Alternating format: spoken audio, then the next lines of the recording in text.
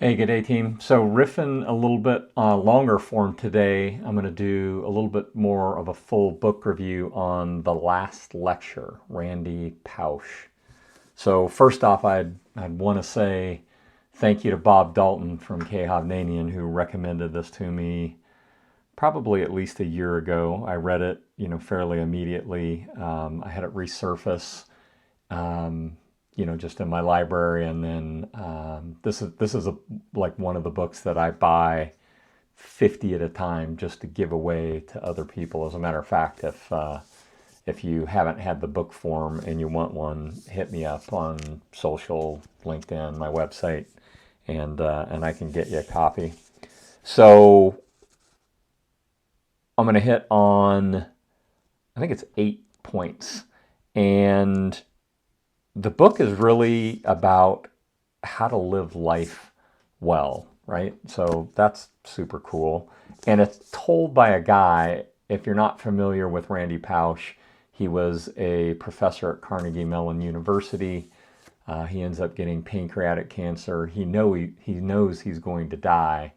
And so he writes this book and then ultimately gives this speech or gives this last lecture, which is a real principle that professors do, and hypothetically they're supposed to give this last lecture like they're going to die, except he actually knew that he was going to. So he actually ended up writing the book to give to his children. So at the time of his illness and the time that he died, he had I think it was three children under the age of 6. So really young, and he knew that the information that he was giving him then wouldn't last in their minds. So he wanted to give them a resource that they could continue to use in life. So anyway, it's a really powerful story.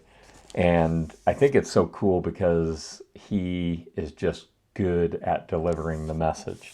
And so number one was be a dreamer, right? And so he had these aspirations of, being in the NFL, like as a kid, like a lot of young people do, and then like being a part of the Disney organization. And although he didn't, have anything to do with the NFL, he did work his way into a project at Disney, which was one of the highlights really of his life. And so anyway, being a dreamer, number one. Number two, brick walls are in your way for a reason. And so he uses this really cool interaction that he was having with this high school football coach and he was not an overwhelming stature of a young person.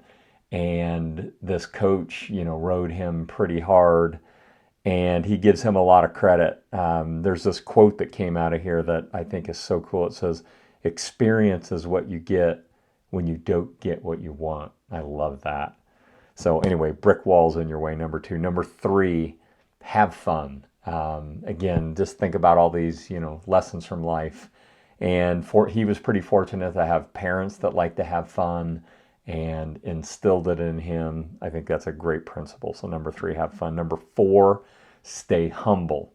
And this story that he told in the book blew me away. His father had fought in World War II, and been married to his mother for 50 years. And when he had passed away, his mother was going through his father's stuff and found a Bronze Star that he had been awarded for valor, and he'd never mentioned this in the entire time that they'd been married. So anyway, just a true testament to being humble.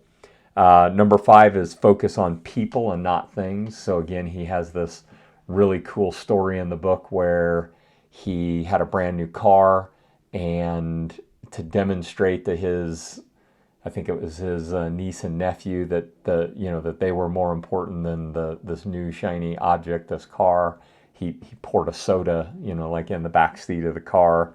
And anyway, his one of those kids ended up getting sick on the trip that they were on and threw up in the car. And he felt for his nephew that it was way more important that he knew that the nephew was way more important than the car. So I thought that was super important. Number 6 is he called this Tigger versus Eeyore, right? Or you need to decide in life if you're going to be a Tigger or an Eeyore. And so obviously the Tigger is the good, the positive energy. I thought that was super cool. There was one thing specific, though, that I wanted to share. He used this example of learn how to apologize well. And he had just had this 3-step process. Number 1, say I'm sorry. Number 2, admit that it was your fault. And then number 3, and here's one that, almost nobody does, which is ask what you can do to make it right. So anyway, I thought those were super cool. Number 7 is show gratitude. So anybody that's studying my work knows I'm just a huge fan of gratitude in general. He used an example of after, I think it was like a dissertation or something, and all these students had worked kind of with and for him for years to make sure, and then he ended up getting tenure in the university, and he took all these students down to Disney World on his dime to celebrate and acknowledge and be grateful. So anyway, just a great story.